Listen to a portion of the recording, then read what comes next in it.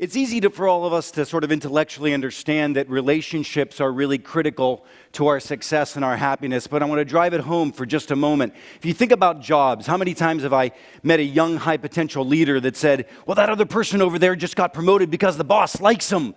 Well, no shit. I mean, come on, 2 arms, 2 legs, and a Harvard MBA ain't going to necessarily get you there.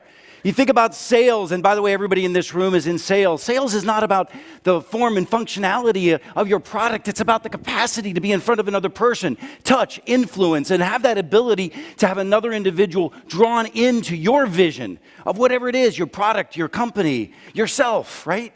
You know, you think about managing in a matrix, in a very difficult, all the different types of organizations that we have today. It's not about your accountability, your responsibility, it's your capacity to influence. Are relationships, in fact, critical to your success? If you understand what I'm saying, I'll stop droning on. Tell me you get it. Yeah. Whew, thank God I didn't know what you'd do if you didn't say that. All right, good. So that's good. So you get it. You get the relationships are critical. Here's the good news. The good news is that you are hardwired to have better relationships.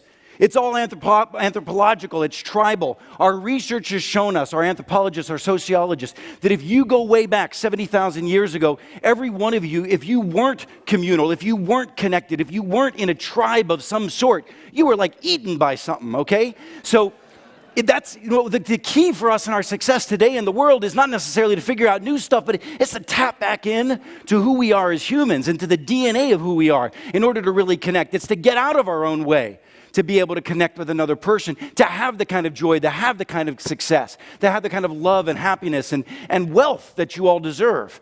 So if you understand that, what I'm going to try to do today is tell you there are 2 mindsets of 7 core mindsets that we're going to talk about in this Twitter talk that I've been given.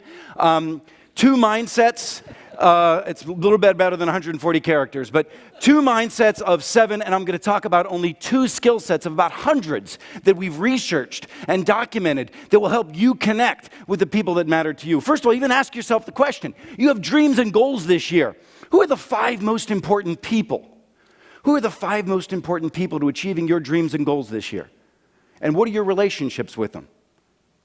Because the first mindset is a choice, and the relationships are a choice. They're not serendipitous. They're not accidental. They're not necessarily with chemistry. Do you connect with another person? But you make a choice. You got 5 people out there that matter. Why not choose to have a better relationship with those individuals? And you can. Because, by the way, choosing to have a good relationship with someone is not fake or inauthentic. It's just purposeful. There's a distinction, but if you're purposefully grounded and your idea is to reach out to another person, you can choose. I can choose, for instance, a little experiment here, I can choose to interpret this audience as really scary to me. I can choose to be in awe of who you are, in your success, in your wealth, in your fame.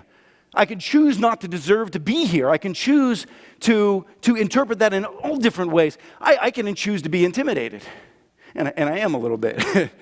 But I can also choose to look out in this room and see friends. And whether they're friends now or not, or they will be, I can choose to see people who are struggling with health issues.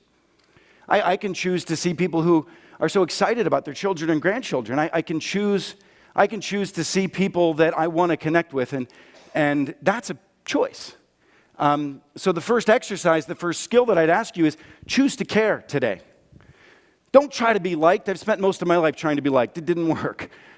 Choose to care. Choose to find a reason to care about somebody else as you're talking to somebody today, and I promise you the relationship and their like will follow. The second key mindset is the mindset of vulnerability and the power. It's not your kryptonite. In fact, vulnerability is your superpower. If you really, what our research shows, that if in fact you have the capacity and the courage for self-disclosure, you will connect with other people.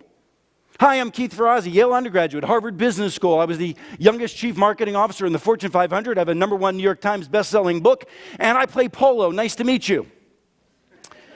Most of you are sitting out there thinking, asshole.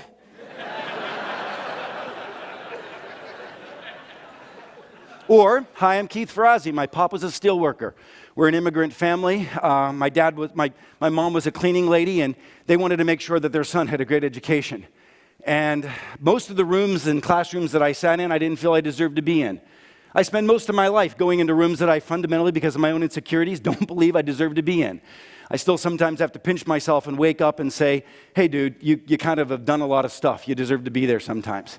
And I get in my own way most of the time. I get in my own way because of my humanity, my insecurity that all of you share with me. Not yours necessarily the same as mine, but you got your own, and I know that. But it's what holds me back. I am my own glass ceiling.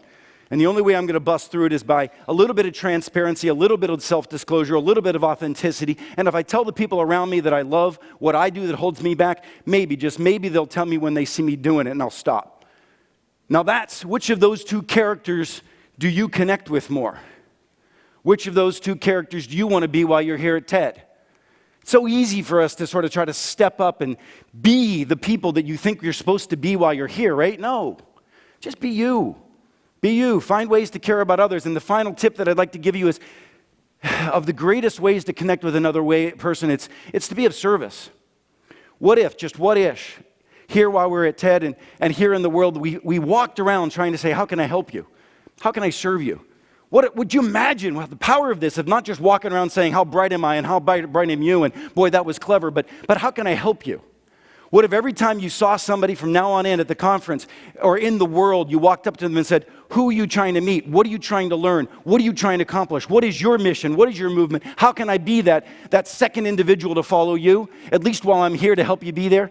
Bottom line is, it would transform your life. It would transform our lives.